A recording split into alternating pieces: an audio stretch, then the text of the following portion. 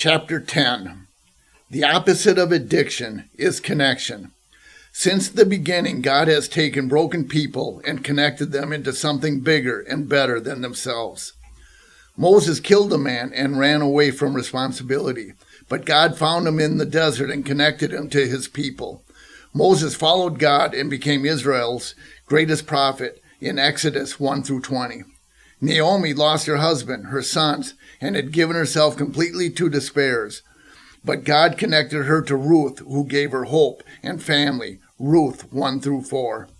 Mary Magdalene was all alone. 7 demons possessed her. Her life was a living hell. But Jesus healed her and connected her to the early Christian community, where she became the first witness to the resurrection. Mark 16, verse 9. And Saul persecuted the early church until God knocked him off his horse and made him blind. In the dirt, he was rebuked by Jesus for his sins. But then Jesus connected him to Ananias and the Christians in Damascus. He eventually became history's greatest evangelist, Acts 9. God connects us. He did it in the Bible. He did it to me. After I'd been worshiping at River Valley a couple of months, one of the pastors, Jeff Kerr, asked me to tell my story on a video for a sermon series he was doing. He was preaching on Psalm 103. As far as the east is from the west, so far has he removed our transgressions from us.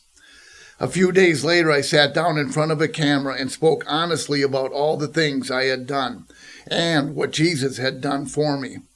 Later, my story was broadcast to all the campuses. After that Sunday, I could barely walk across the parking lot. "Thank you so much," a woman would say. "Would you talk to my brother?" Or a man would ask, "Could you help my son?" It wasn't long before Dave Phillips, another pastor at River Valley, invited me to join his prison ministry team. It all happened fast, but that's God. He plugged me into a Christian community and into a ministry. He put me to work, helping broken men, addicted men, find their way to Jesus. I was connected.